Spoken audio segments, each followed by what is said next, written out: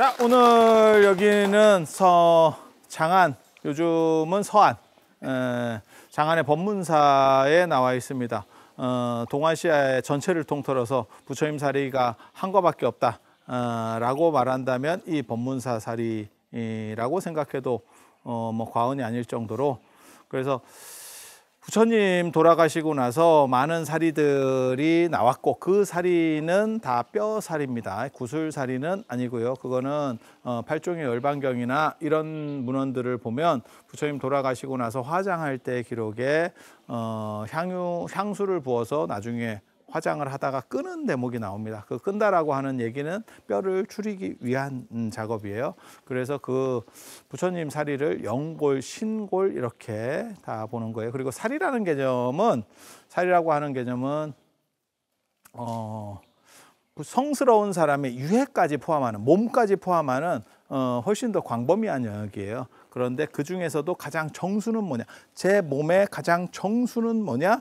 그러면 그게 이제 신령한 뼈라고 생각을 하는 거고, 나중에 왜 구슬 같은 쪽으로 바뀌냐면 그거는 이런 형태적인 거 말고 그 정신적인 어떠한 무슨 영적인 무엇이 있지 않을까?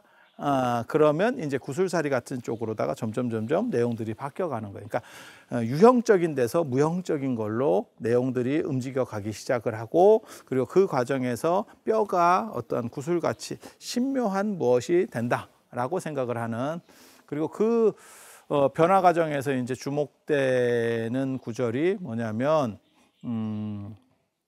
구사론에도 나오고 뭐 기세인본경, 뭐 대루탄경 같은 데서 다 나오는데, 이 세계가 사라지게 될 때, 이 세계가 언젠가는 성주개공하면서 무너진대. 봄, 여름, 가을, 겨울처럼 해서 결국은 무너져 내린대. 그렇게 해서 이 세상이 텅 비게 되면 모든 것들은 다 파괴가 되는데 부처님의 사리만큼은 파괴가 되지 않는데, 파괴가 되지 않고 남는데, 그리고 그 남은 것들이 변화한다는 거거든요. 어떻게 진료적으로 변화하냐면 그때 보석으로 바뀐대. 그 바뀌는 보석이 마니주입니다. 마니주 들어는 보셨는데 뭔지 모르겠고요. 다 모르잖아요. 하지만 그걸 어디서 듣냐면 옴마니 밤매움에서 듣습니다.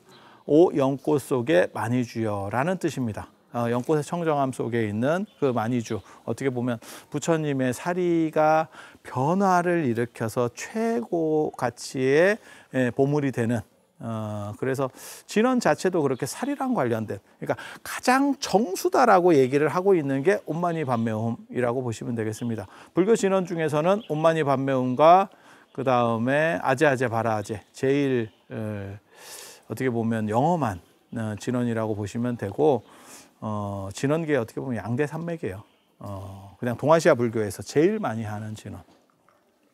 그리고 뭐 사대주 같은 게 있고, 뭐 불설소재 길상다라니 수능원신주 뭐 이런 것들이 좀 있고, 그리고 중요한 모든 진원들은 나중에 천수경으로 거의 다, 천수경으로 안 들어오는 거는 독립해서 계속 쓰는 진원들, 방금 얘기한 뭐 불설소재 길상다라니, 관세음보살 모다라니 이런 것들은 천수경 말고도 그냥 예전에는 예불 끝나고 다 했습니다. 예불 때 다 들어갑니다. 그리고 반야신경, 아제아제도 다 반야신경 때 다 들어가기 때문에 그런 거는 독립해서 움직이고, 나머지는 천수경에 다 있는, 그래서 천수경에도 없고 그렇게 독립해서 잘 안 하던 진원들은 제가 전에도 그런 말씀드렸는데 옛날부터 잘 안 했다더라. 안 했다더라. 그래서 그렇게 아시면 되고, 옴마니 밤매움이라고 하는 진원이 그 사리랑 연결된, 어떻게 보면 가장 부처님의 정수가 그 안에 들어있다 라고 생각하는, 그리고 그것을 청정성이라고 하는 연꽃이 감싸는 그러한 의미라고 보시면 돼요. 그리고 이 법문사 사리의 연원은 도대체 언제 됐는지는 저도 정확하게 잘 모릅니다. 근데 기록에는 뭐라고 나오냐면, 이게 참 이런 게 연원 추적하기가 어려워요. 왜냐하면 사리에 누구 거라고 뭐 이름이 쓰여 있는 것도 아니고, 요즘 같은 뭐 DNA 분석을 해서 뭐 어떻게 할 건데, 예전에 뭐 방법이 없어. 그래서 유물은 그 자리를 이동하면 굉장히 찾기가 어렵습니다. 그런데 기록에는 뭐라고 나오냐면 아쇼카 왕이 나옵니다. 그래서 이 법문사 사리, 아쇼카 왕이 84,000 탑을, 부처님께서 돌아가시고 나서 8개 탑을 만들었어요. 쿠시나가라에서 화장을 해서 8개 탑을 만들고 그 8개 탑 중에서 아쇼카 왕이 7개를 열어서 랑그람 탑을 제외한 7개의 탑을 열어서 분사리를 했다. 그래서 인도 전역과 다른 나라에까지도 사리를 보내서 탑을 건조하도록 했다라고 하는 기록이 있거든요. 그리고 그렇게 사리를 나눌 수 있다는 얘기는 뭐냐면 사리가 뼈기 때문에 그걸 이렇게 쪼갠다는 뜻이에요. 그렇게 보시면 됩니다. 그리고 그 근본 8탑 중에서 하나라고 추정되는 탑이 피프리아와 출토 탑이에요. 그게 석가족이 모셨다는. 지금 인도에 가시면 석가족의 룸비니 쪽 그쪽에 있습니다. 그러니까 네팔 룸비니 쪽이 있고 석가족 룸비니 쪽이 있거든요. 네팔 룸비니 쪽이 원래 부처님이 사셨던 데일 거고 부처님 생애를 보면 75세쯤에 석가족이 유리왕에 의해서 코살라국의 유리왕에 의해서 전멸당하는 사건이 벌어집니다. 그때 마하남이 일부 사람들을 살려내요. 어떻게 살리는 거냐면 그 유리왕이 비주다타 유리왕이 비유리왕이 자기 외손자거든요. 외손자. 거기 또 사연이 있습니다. 뭐 아시는 분은 아실 거고 근데 그걸 길게 설명을 못해. 그래서 여기서는 뭐 그 설명을 하기는 좀 그러니까 그래서 외손자인데도 원한 관계가 성성이 돼서 그래서 쳐들어왔을 때 부처님이 막다가 결국은 인연 있는 것은 어쩔 수 없다라고 해서 더 이상 못 막게 되고 그리고 그 마하남이 나중에 나와서 그러니까 왕인 마하남이 나와서 외손자인 비우리 왕에게 부탁을 하죠. 내가 연못 속에 들어가서 나올 동안만 군대의 진군을 늦춰주고 그다음에 그때 도망가는 사람은 살려줬으면 좋겠다. 라는 얘기를 하고 사람이 연못 속에 들어가서 있어봐야 얼마 못 있으니까 라고 생각을 해서 오케이를 해줬는데 유리왕이 아니 그 마하남이 들어가자마자 마하남은 부처님 사촌 동생입니다. 마하남이 들어가자마자 그러니까 부처님한테 정반항, 백반항, 곡반항, 감노반항 부처님 숙부가 정반항이 부처님 아버님이고 그 다음에 백반항, 곡반항, 감노반항 요 세 분의 숙부가 계셨거든요. 근데 마하남은 정반항, 백반항, 곡반항의 아들이에요. 곡반항의 아들. 그리고 그 곡반항 이 마하남의 동생이 누구냐면 아나유리입니다. 부처님의 10대 제자 천안제일이라고 하는 아나유리거든요. 그래서 마지막으로 자신이 정치적으로 좀 문제가 있었던 부분을 커버하기 위해서 쉽게 말해서 국민들이 죽어가는 거를 볼 수 없어서 구한다고 생각을 했기 때문에 당신은 연못 속에 들어가서 상투를 풀어서 물풀에다가 묻고 자살을 합니다. 그래서 사람이 떠오르지 않아요. 왕이 떠오르지 않아. 그래서 나중에 이제 결국 기다리다가 지쳐서 군사를 풀어서 들어가 보니까 물풀 속에 자신을 머리를 묻고 자살을 했고 그 시간 동안에 석가족이 도망가서 다시 만들어진 2부 석가족 국가가 인도 쪽 가비라라고 하는 데입니다. 그리고 그쪽에 이제 석가족이 모셨다라고 하는 탑이 이게 피프리하와 출토 피프리하와 지역에 있는 탑이에요. 그 탑에서 나온 사리가 있죠. 그거는 부처님 사리 중에서 진짜다라고 말할 수 있는 거의 유일한 사리가 그 사리입니다. 1등. 그리고 그 사리는 어디에 모셔져 있냐면 인도 델리 박물관에 모셔져 있습니다. 당연히 뼈입니다. 당연히 뼈입니다. 구슬은 아니고요. 뭐 지금도 가면 다 볼 수 있습니다. 그래서 그렇게 되어 있고 그 외에 부처님 사리라고 전해지는 많은 사리들이 있는데 그것의 연원을 제대로 파악하기가 굉장히 어려워요. 그리고 이제 전 세계적으로 유명한 스리랑카 캔디의 불치사에 모셔져 있는 부처님 치아사리는 312년에 들어가는 사리예요. 인도에서. 부처님 돌아가시고 나서 AD 312년까지면 야 그걸 어떻게 믿어? 그렇게 되면 무슨 일이 벌어지냐면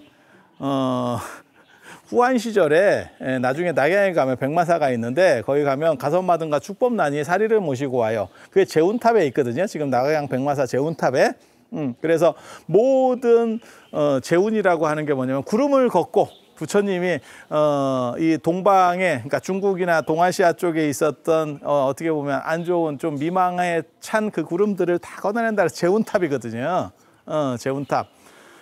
그 탑에 모신 사리가 AD 67년의 사리입니다. 312년이면 우리나라의 고구려의 백제가 372년, 고구려의 불교가 들어오는 게 372년, 백제가 384년이에요. 야, 그걸 그때 누가 우리나라에 와가지고 그때 사리 갖고 왔는데요, 그게 부처님 거예요 라고 하면 그걸 믿어야 하나 말아야 하나 이 생각이 들지 않을까? 그래서 스리랑카의 그 사리는 그 정도의 타당성밖에 없어요. 그리고 부처님 치아라고 돼 있는데 이만합니다. 이만합니다. 그래서 그거는 아마 어떤 큰 동물의 이빨 숭배 같은 것들이 나중에 섞여 들어가면서 그럼 스리랑카 사람들이 진짜 믿었느냐? 그때 당시에는 아마 안 믿었지 싶었을 거예요. 그런데도 그 사리를 통해서 무엇을 스리랑카 정권은 원했냐면 내가 왜 왕이고 내 자식이 왜 왕이어야 되는지에 대해서 왕권 신수 이런 거 들어보셨잖아요. 그러니까 왕은 신이 어떻게 보면 선택하는 건데 불교 쪽에는 그게 없어. 신이 선택하고 자시고 할 게 없어. 그러니까 부처님한테 선택받았다라는 거를 그 사리를 통해서 계속해서 변증하고 싶은 거예요. 그래서 지금도 그 불치사가 그런 용도로 쓰이는 거죠. 그래서 그렇게 생각하시면 되고, 또 사리하면 유명한 데가 미얀마의 쉐다곤 파고다, 부처님 머리카락 거기에 모셔져 있다더라. 라고 하는 거나 다 구라고요. 그 구라라는 걸 제가 제일 많이 내가 그걸 찾았거든. 그 구절을 내가 찾았거든. 그래서 그거는 아프가니스탄의 바르에 있습니다. 그 탑은 어디에 있느냐, 어디냐 확실하게 아느냐 모릅니다. 그 탑은 다 파괴가 됐기 때문에. 그렇지만 현장 스님이 인도를 갈 때 그 탑을 보고 그 내용들을 다 기록해 놨고, 거기는 아프가니스탄 바르. 그리고 그게 지리적으로도 훨씬 타당합니다. 왜냐하면 인도는 서쪽으로 무역을 했기 때문에 실크로드가 그쪽으로 열려요. 그래서 그렇게 보면 바르가 지금도 어떻게 보면 사마르칸트처럼 굉장히 무역의 교통로예요. 그래서 그런데 당연히 인도에서 왔다 갔다 하는 무역상들이 움직일 수 있는, 그때 동쪽에 동남아 쪽으로도 움직이는 거 아닙니까? 없습니다. 이거는 야매선이에요. 야매선. 만약에 동남아 쪽으로도 해서 어떤 실크로드 지선이 있었다 그러면, 간선이나 이런 것들이 있었다 그러면 우리가 그거를 인지하고 있겠죠. 근데 그런 길은 없습니다. 그런 길은 없습니다. 그래서 이런 식의 주장들은 수도 없이 많다더라. 라고 하는 거고, 아쇼카 왕이 우리나라에도 뭐 탑을 만들었다. 그게 요동성 유광사조라고 보면 돼요. 유광사 탑. 그러니까 요동성에, 고구려 요동성에 아쇼카 왕이 모신 탑이 있다더라. 그 사리가 그때 모셔져 있었고 그걸 가지고 탑을 만든 게 요동성 유광탑입니다. 아쇼카 왕탑. 그리고 그거는 고구려 고운벽화 요동성도에도 나옵니다. 굉장히 중요한 탑이에요. 그러니까 고구려에도 그런 썰이 있었어. 고구려에도. 그런데 아쇼카 왕이 아무리 뭘 했어도 사실 중국이나 우리나라 한반도까지 이게 뭘 올 수 있을까에 대해 생각을 해볼 수 있죠. 어디로는 보낸 게 확실하냐면 로마까지, 그쪽 서쪽으로는 보냅니다. 그 당시에 로마가 있지는 않았는데 그쪽으로는 보내요. 법대관을 파견하고. 그래서 아쇼카 왕에 대한 기록, 아쇼카 왕이 언제 즉위하고 이런 것들을 그쪽 히랍 쪽 기록을 가지고 우리가 판단을 하거든요. 그쪽까지는 보내요. 스리랑카도 보내. 그런데 동아시아 쪽으로는 안 옵니다. 그러니까 그쪽은 무역 대상이 아니라니까, 그 당시에. 그런데 아마 실크로드를 통해서 호탄 쪽은 제가 보기에는 아쇼카 왕 때도 영향을 주는 것 같아요. 그래서 쿠날라라고 하는 아쇼카 왕의 아들, 그 아들이 그쪽으로 넘어가서 어떻게 보면 시조 비슷하게 돼요. 아쇼카 왕 때문에 되는 건 아니고, 그때 이제 이방원 사건이 벌어져요. 아쇼카 왕에게도 똑같은 이방원 사건이 벌어집니다. 방석과 이방원. 어떤 관계인지 아시겠죠? 엄마하고 그 다음에 이쁜 아들. 왜 이쁜 아들이냐? 이쁜 엄마. 그리고 민 씨와 이방원. 다 컸고, 그냥 가족 관계. 가족 관계. 이해되시죠? 정확하게 이해되죠? 이쁜 첩자식, 그 다음에 가족 관계. 가족 관계. 제가 늘상 얘기하지만 이방원이 왕자의 난을 일으켜서 이성계를 밀어내는 거는 진짜 역사적으로 전 세계사에서도 드문 일이에요. 왜? 왕자가 아무리 이렇게 해도 왕을 독살시키는 건 몰라도 이렇게 친위 쿠데타가 이게 쉽지 않아요. 왕이 제정신을 가지고만 있으면 쉽지 않아. 그래서 이방원은 굉장히 특이한 경우고 아쇼카 왕은 당연히 왕자, 제대로 된 왕자, 그러니까 이방원에 해당되는 사람은 제껴집니다. 그리고 그 엄마 입장에서는, 방석이 엄마 같은 그 아쇼카 왕의 어떻게 보면 첩의 입장에서는 얘가 제껴져서 튀어나갔어. 자기도 이제 눈치채고 맞설 수 없다는 생각을 하고 나가버려요. 그럼 보통 나가면 더 이상 추적하지 않아야 될까? 여러분이 방석이 엄마 같아. 그럼 어떻게 할 것 같아? 후한을, 저놈이 지금 아버지가 있을 때는 밀릴 것 같은데 내 아들이 왕이 됐을 때 불안하지. 그래서 왕명을 위조해서 눈을 파버립니다. 너무 좀 슬픈 얘기인데. 그래서 장님을 만들어 그래. 장님을 만들어. 이러면 죽이지는 않았지만 더 이상 기능을 할 수가 없잖아. 아니, 맞죠? 그게 어떻게 보면 역사적으로는 제가 보기에는 맞을 것 같아. 그리고 그 엄마도 내가 보기에는 그렇게까지 잔인한 건 아니에요. 정상이면 이렇게. 역사상에서는 이렇게 해요. 이걸 뭐 이렇게 해서 기능 상실 이렇게 잘 안 합니다. 왜? 기능이 상실했어도 세력이 붙으면 그 사람이 판단은 못하더라도 누군가 또 머리 좋은 놈이 그 사람을 이용해서 또 빌미를 할 수 있거든요. 그러니까 단종도 그렇게 죽는 이유가 밑에서 다른 사람들이 자꾸 세력의 구심점이 되는 거죠. 왕위 계승의 정통성이 그 사람에게 있기 때문에. 그래서 쿠날라는 호탕까지, 실크로드 쪽의 호탕까지, 서역 지방까지 오게 되거든요. 그래서 아쇼카 왕에 대한 이야기가 실크로드 쪽까지 온다는 거는 아마도 살이나 이런 것들도 아마 이동하는 어떤 동선, 그리고 중국 불교의 첫 장에서 가선마등과 축법난, 그 무덤이 백마사에 있습니다. 실제로 그 무덤이. 개인적으로는 제가 진짜 여러 가지를 발굴해 보고 싶은 데가 진짜 많은데, 궁금한데 가선마등 축법난 진짜 그 무덤에 있나 한번. 야, 아니, 무덤이 굉장히 큽니다. 직접 가보면 굉장히 큽니다. 아주까지 큰 건 아닌데 상당히 커요. 상당히 커요. 그래서 그 양반들이 가지고 온 사리 이야기 이런 걸로 봤을 때 아마 전도승들 입장에서 이게 전도사가 원래는 스님들을 얘기하는 겁니다. 도를 전하는 선생들, 스승들, 이렇게 전도사예요. 그렇게 해서 오는 사람 입장에서 구할 수 있다면 사리를 갖고 와요. 그러니까 불상도 가지고 오고, 조그만 불상도 가지고 오고, 경전은 대부분 외워서 옵니다.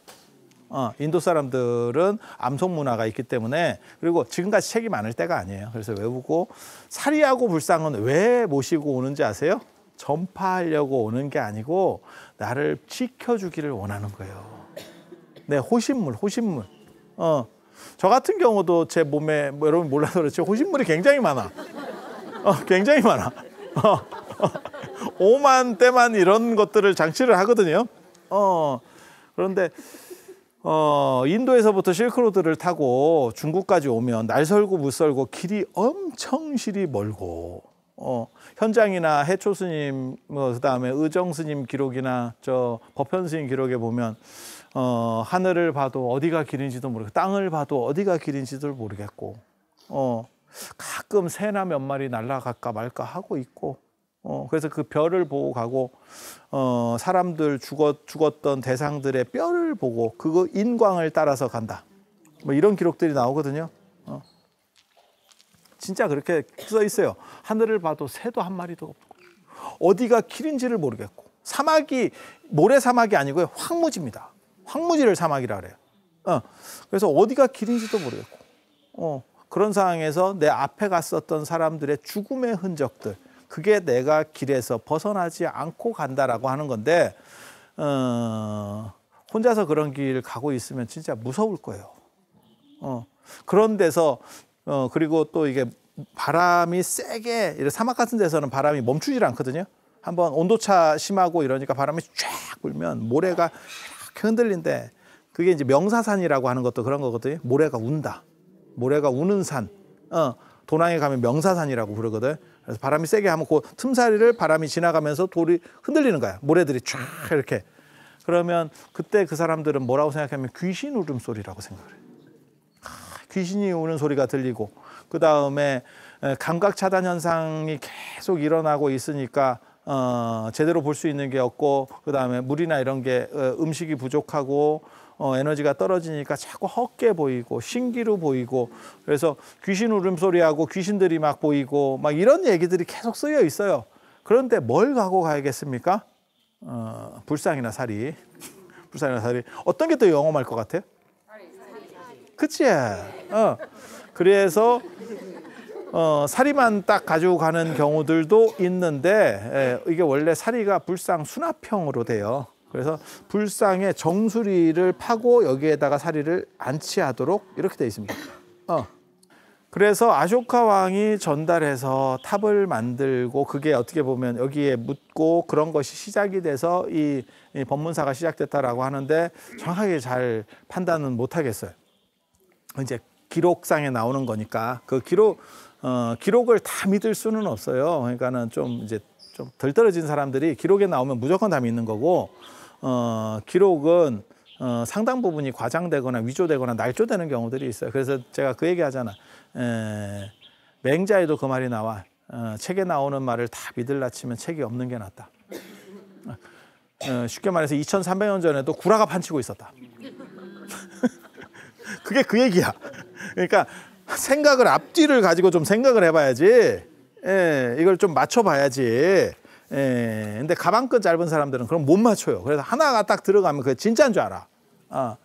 그렇게 해서 이 부처님 살인지 정확하게 잘 모릅니다. 하지만 어떤 거를 볼 수 있냐면 실제 인체 사이즈의 뼈예요.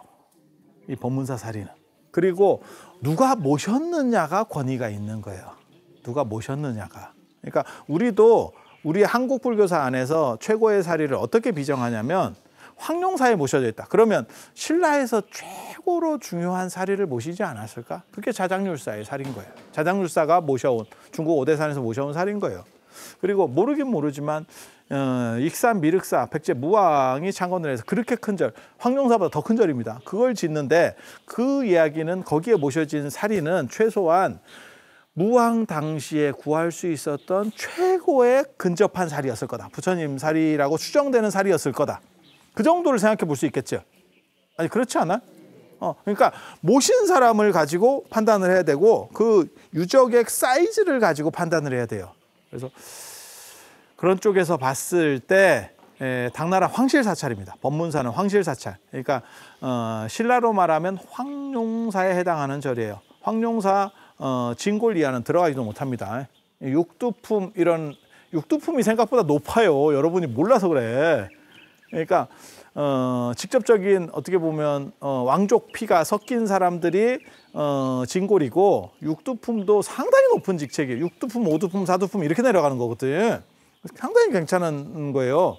그러니까 한 장관 정도까지는 거의 진골이 다 해먹고, 그 밑에 정도, 뭐 한 차관급 정도는 이제 육두품부터 이렇게 된다고 보시면 돼. 그래서 상당히 높은데도 아예 못 들어갑니다. 특별한 사항 아니면 못 들어가요.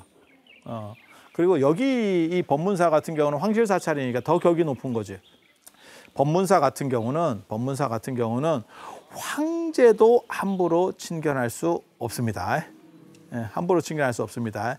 당나라 황제도, 이게 법문사 사리가 저 지하 궁전에, 지하에다가 이렇게 매장돼 있는데, 그러니까 고려 초기까지도 그래요. 실제로 큰 스님들 부도를 열어보면 다 그런 건 아니고, 화장을 해서 진짜 부도 안에 사리가 있는 경우도 있고, 아니면 부도탑 밑에 관이 있습니다. 석관이. 예. 그래서 매장한 위에다가 부도를 놔버리는 거예요. 부도를 모시는. 그래서 이런 식이 옛날 방식입니다. 이걸 지궁식이라 그래요. 지궁식, 지하 궁전식. 그렇게 해서 저 탑 밑에 엄청나게 큰, 어떻게 보면 엄청나게는 좀 오버한 것 같습니다. 그렇게 크지는 않았습니다. 옛날 중국 사람들이 이렇게 봉분 쓸 때 보면 위에는 작아도 밑에 지하가 상당히 커요. 무덤이. 예. 황제 무덤이나 이런 거 보면 다 이렇게. 그래서 그런 거에 준해서 거기에 사리를 모셔놓고, 그다음에 황제들이, 당신들이 어떻게 보면 바라는 소원, 황제도 왜 소원이 없겠어? 뭐 병이 낫기를 바랄 수도 있고, 가족관계. 당고종 이치는, 측천무 남편 당고종 이치, 그 전성기 때 어떻게 보면 황제고 참 꿀 빨던 황제였는데도 원하는 게 있었죠. 난 그 사람의 내가 소원을 안다고. 그 사람 소원은 뭐였냐면, 당신이 몸이 아파. 그래서 제가 지난 시간에 그런 말씀하셨잖아요. 태극궁을 원래 쓰다가 대명궁을 짓게 되는 게 그쪽에 습진 것 때문에 더 발병을 하는 것 같아서, 물론 뭐 이제 나라가 커지니까 그 사격에 맞춰서, 그러니까 국격에 맞춰서 더 큰 궁전이 필요했던 부분도 있는데, 내 몸이 자꾸 아파. 근데 이게 무슨 생각을 하냐면, 내 자식에게도 유전되지 않을까. 굉장한 스트레스였었던 것 같아. 아니, 여러분도 생각해 볼 수 있는 거잖아. 내 몸이 아픈데 내 자식도 또, 그리고 이게 이유를 알 수 없는 병이야. 약간 난치병. 참 미치지. 그래서 현장 스님한테 그 얘기를 한다니까.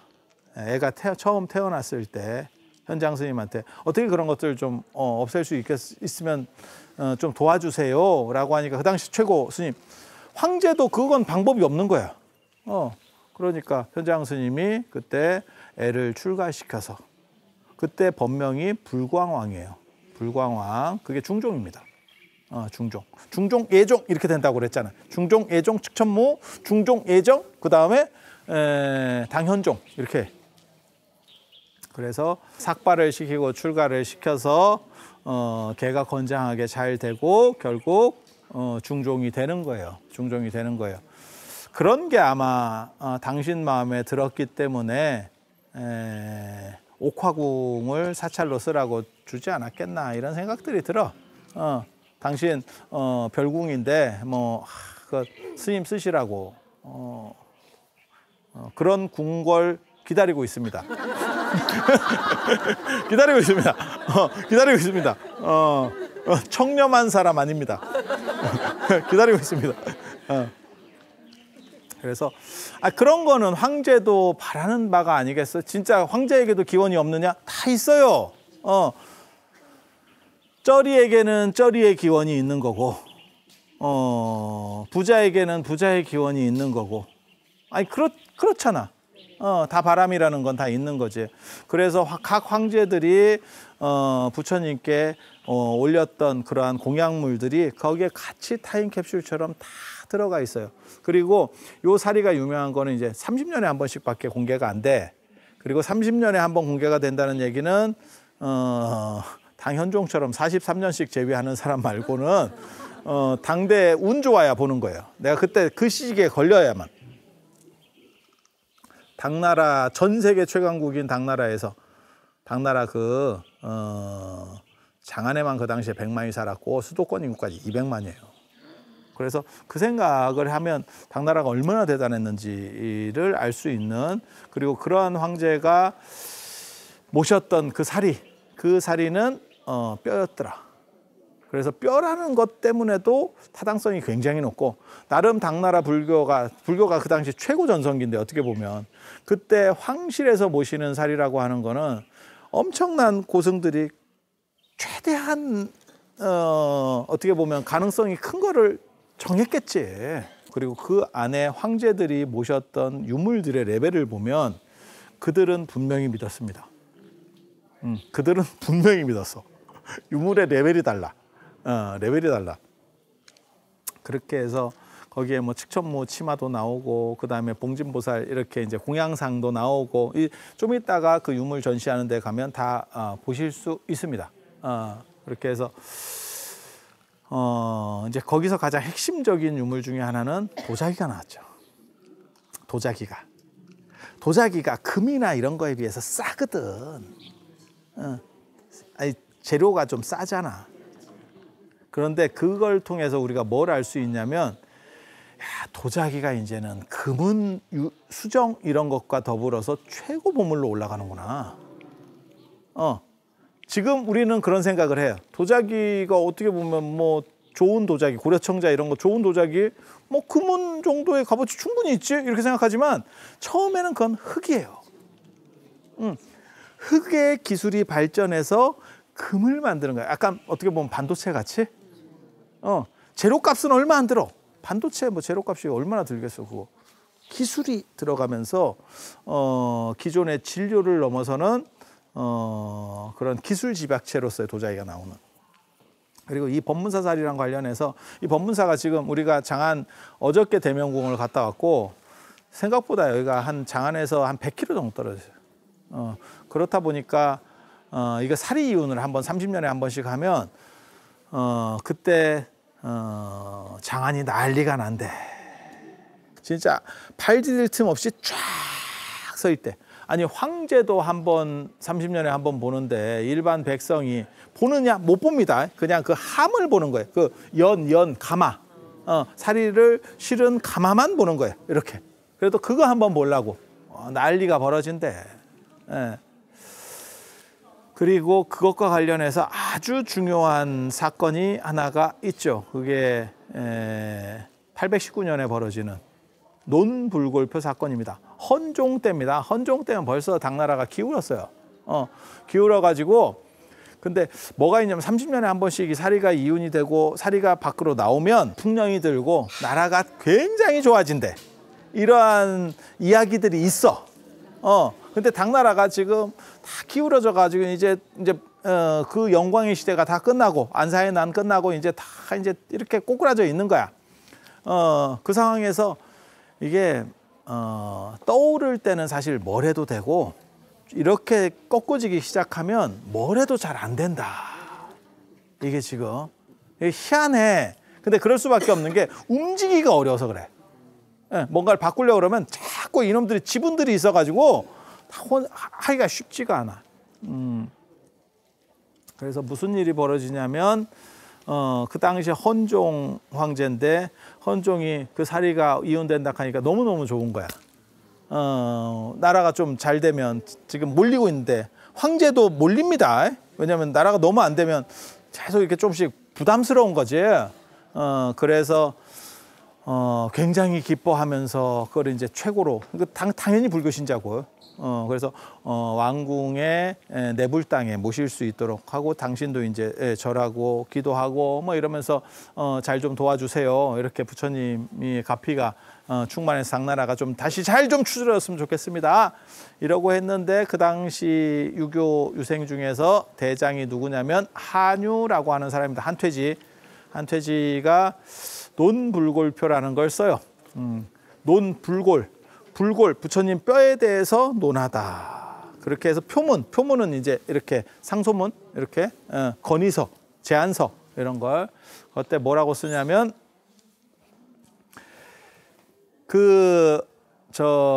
사리가 법문사에서 출발해서 황궁까지 오는 과정에서 생기는 소요 문제들 그런 걸 쓰는 거기에 다 쓰여 있어. 그래서 이게 성대하게 뭔가 일이 이루어지고 있고 사람들이 팔도 불태우고 있고 이런 내용들을 정확하게 아는 거예요. 그런 식으로 이렇게 소요가 되면 좋지가 않다. 그리고 황제가 지존인데 부처님을 살아서 만나도 영빈관에서 모시고 이렇게 한번 예우로서 대우해 주면 됐지. 거기 가서 막 절을 하고 이게 되냐? 그게 채통 없게 말이야. 이렇게 해서 씹습니다. 이렇게 해서 또 그때 뭐라고 씹냐면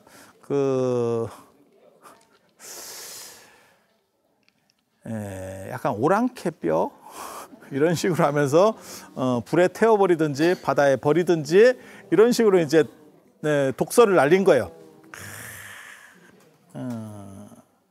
한유가 당송 8가 중에서 당나라 송나라에서 문장한 사람 중에서 8명을 꼽는데 그중에 한유가 어떻게 보면 들어가는 사람이고 시대적으로 제일 앞선 사람이에요. 그리고 신유학 도통설이라고 하는 신유학의 어떤 계보를 확립하는 데 있어서 굉장히 중요한 인물이에요. 한유 제자 이고의 복성서 이렇게 해가지고 이제 나중에 이제 송나라 때 북송호자로 넘어가거든요. 그런 거 있어. 그냥 잘난 척 하려고 한마디 하는 거. 그렇게 내려가는 아주 유교에서는 중요한 사람이에요. 중요한 사람이에요. 그러니까 유교적 관점에서 그거를 황제가 그렇게 할 거 아니다. 이렇게 했다가 죽을 뻔합니다. 황제가 뚜껑이 열려가지고 저 새끼 죽이라고. 어디 재수 없게 지금 부처님 사리 모시고 내가 기도하고 있는데 저게 어디 저런 식으로 젖다우 소리를 이래가지고 난리가 나는 거를 옆에서 불교 다른 대신들이 불교를 믿는 대신들이 부처님 사리를 모시고 신하를 죽이는 것은 온전하지 않다. 그것은 올바르지 않다라고 해서 조주자사로 좌천이 되는 그 유명한 사건이에요. 그 논불골표 사건. 제가 전에도 그런 얘기 잠깐 해드린 것 같은데 굉장히 의기롭죠. 야, 모든 사람이 다 그렇다라고 할 때 나는 아니요라고 하는 그 강단 멋집니다. 그런데 조주자사로 좌천되고 나서 인생의 쓴맛을 이제 처음 본 거지. 이거 아닌 것 같은데. 그래서 조주자사 사상표라는 걸 씁니다. 제가 잘못했습니다. 나 한유가 거기까지만 했으면 제가 저길에도 멋진 사람이다. 브라보 이렇게 해줬을 건데 거기서 또 자기가 복직하고 싶어 중앙정계로 다시 돌아오고 싶어가지고 그 동네 유력한 스님들을 또 다 찾아다녀요. 저 좀 어떻게 좀 출 좀 넣어주시면 안 돼요. 이러면서 조주자사 사상표를 써가지고 반성무이제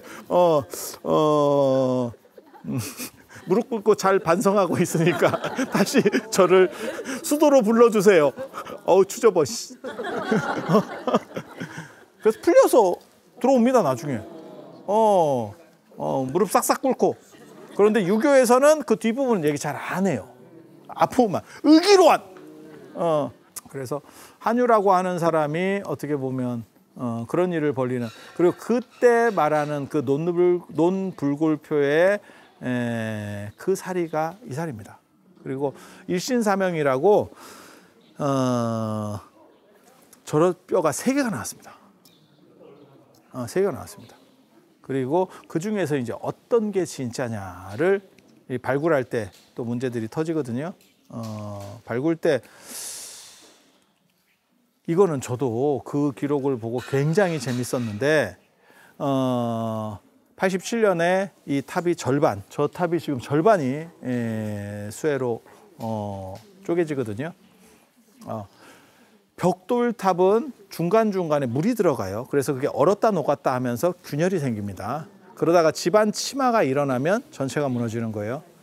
참고로 말씀드리면 돌집이 제일 좋은 거예요.